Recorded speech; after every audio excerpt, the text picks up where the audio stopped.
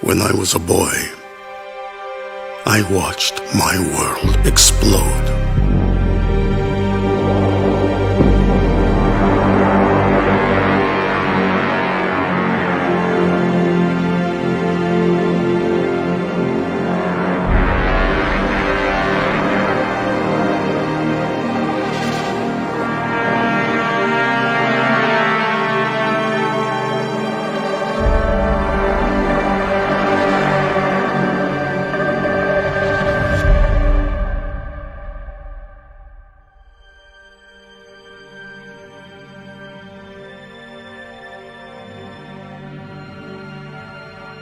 I thought I lost everything in that fiery nightmare.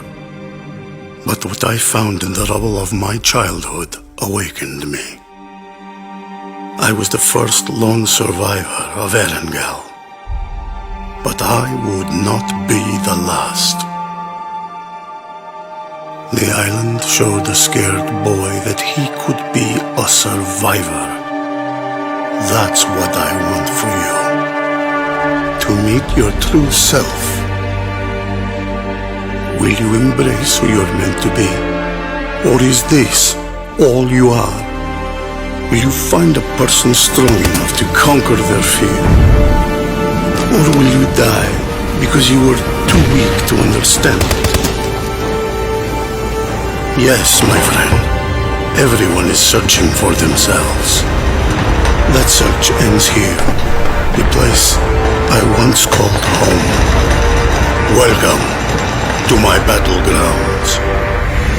Welcome to the Battlegrounds Tour Agency's tour of ERANGLE.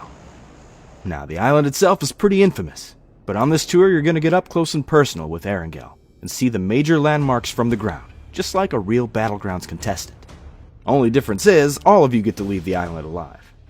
While we're down here, we'll also dive into some of the history of the island. Nobody really knows the whole story about what went down here, but with the help of prominent Battlegrounds historians, we've pieced together some of the clues left behind. Now, when people still lived here, there was quite the little community on the island.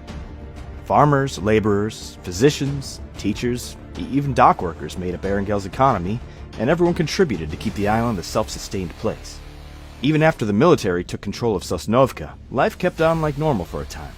But as the occupying force got more oppressive and more demanding of the population's obedience, well, things started to escalate.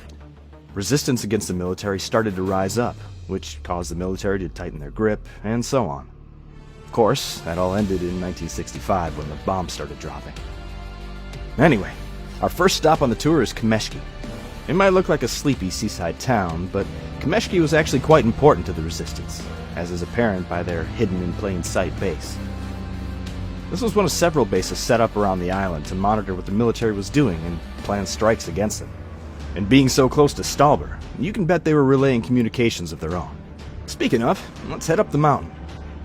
Stalber is one of the highest points on ERANGLE, and as such was the perfect spot to set up communications arrays.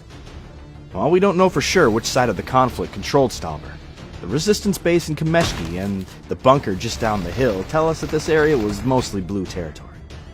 They even flew the flags of their enemy down here to help throw them off their trail. This here is ERANGLE's infamous crash site. It's nothing compared to that aircraft graveyard down on Sosnovka, but it being so out of place is exactly what makes it interesting. Nobody's quite clear on how the plane went down, but these things don't really have a habit of just falling out of the sky by themselves. That was before flight data recorders were widely used, so we might never know what took her down. But she's part of the island now, and part of the tour. George Bull was a priority for the occupying force, as it housed a large portion of ERANGLE's population, and was the island's most prominent port, with shipping containers full of supplies from the mainland arriving every week. They set up base in the north of the city, and put its jail to good use once the blue flags started flying around. Some of you noticed the cameras around. Those are a more recent addition to make sure none of the Battlegrounds action is missed. They get replaced pretty often with all the bullets flying around. Speaking of surveillance and bullets flying, that mountain outside Vigatka was a prime place to set up surveillance, or even a sniper nest. It's a pretty safe bet that the resistance was up there keeping an eye on the Red Eye. That's it for the first leg of our tour. We'll spend the night here in Gatka and start up first thing in the morning. Just remember, the crew does a great job of cleaning up after a battleground, but if you happen to come across a weapon, just assume it's loaded and alert one of your guides immediately. Last thing we need is to cut the tour short to rush someone back for medical attention. The rest of the night is yours. If you're enjoying the tour, be sure to give us a 5-star review and tell your friends that it was the Battlegrounds Tour Agency that helped you explore the Battlegrounds like never before.